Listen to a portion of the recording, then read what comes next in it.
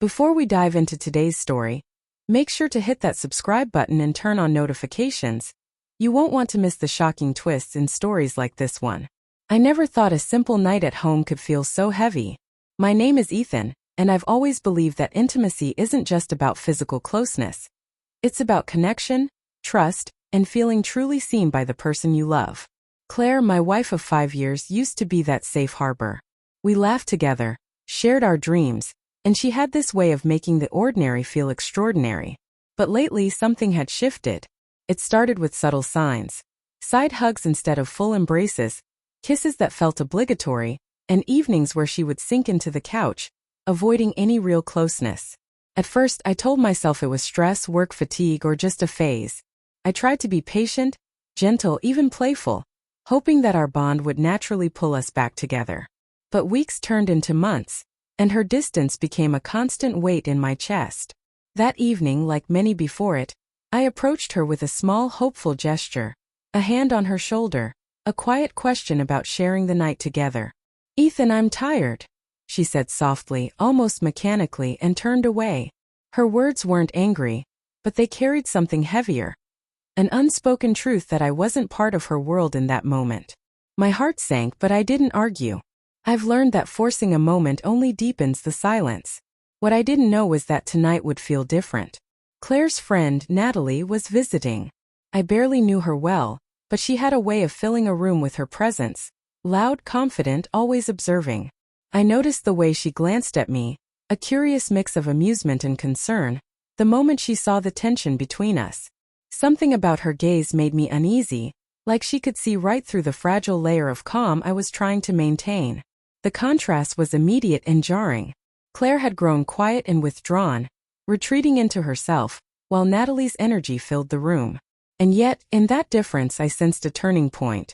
I didn't know it yet, but what she would say next would leave me completely speechless, and it would force me to see my marriage and Claire in a way I hadn't before.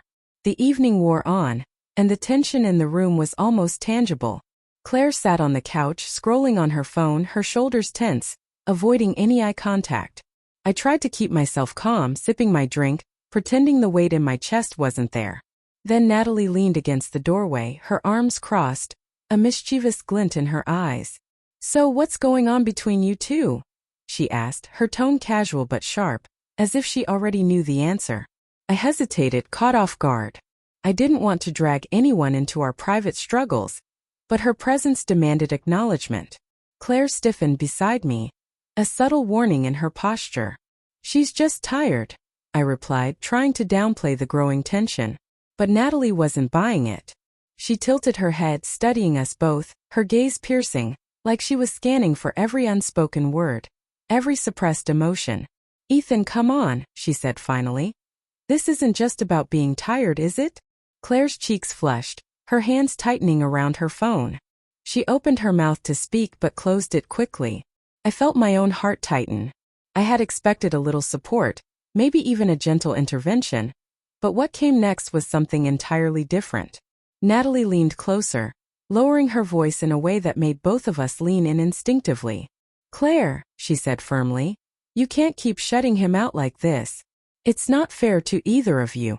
I watched Claire freeze, her expression caught between surprise, guilt, and anger. She looked at Natalie, then at me, as if weighing her options. I couldn't believe what I was hearing. Not only was my wife refusing intimacy, but her friend was actively calling her out, and the words cut through the tension like a knife. For the first time in months, I felt the walls around her start to crack, though I knew it wasn't going to be easy. Natalie's reaction wasn't judgmental in a mean-spirited way. It was blunt, honest, and impossible to ignore. The room was silent for a moment, the kind of silence that feels heavier than any argument. Claire's eyes darted between us, and I could see the realization sinking in, that her distance, her coldness had been noticed, and that someone else was unwilling to let it slide. And in that moment a strange feeling washed over me. A mix of relief, shock, and anticipation. Whatever happened next, nothing would feel the same again. Claire's eyes filled with a mixture of frustration and embarrassment, her defenses finally faltering under Natalie's steady gaze. "Ethan, it's not that I don't care," she whispered, almost pleading. "I'm just tired. I don't know how to—" Her voice trailed off. and I realized she couldn't even finish the sentence without breaking. Natalie shook her head firmly. No, Claire. That's not an excuse. You've been shutting him out for months, and it's not fair to either of you.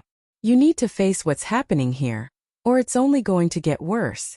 Her words weren't harsh, but there was an undeniable authority in them, the kind that demanded truth. I sat back, feeling a mixture of relief and disbelief. After months of cold shoulders and silent meals, someone had finally spoken the truth out loud.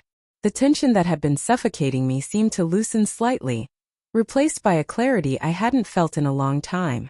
I looked at Claire, really looked at her, and saw the walls she had built around herself beginning to crumble. For a moment there was nothing but silence, heavy, charged, and meaningful. Then Natalie's expression softened, and she placed a reassuring hand on Claire's shoulder. This isn't about blame, she said gently. It's about honesty. You both deserve connection, not silence. I felt a pang of gratitude toward her, but also a renewed sense of hope. Claire's gaze met mine, vulnerability shining through for the first time in months. I didn't realize how much I was hurting you, she admitted, her voice trembling. I didn't mean to push you away, Ethan. I didn't know how to say what I was feeling. I reached for her hand, feeling the cold distance melt into warmth as our fingers intertwined.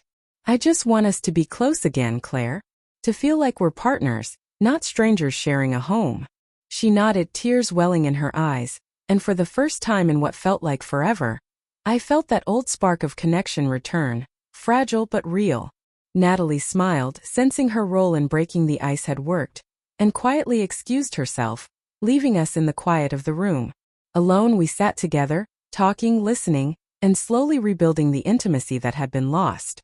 It wasn't perfect and it wouldn't be fixed overnight, but for the first time in months I felt heard, seen, and chosen, and that was everything.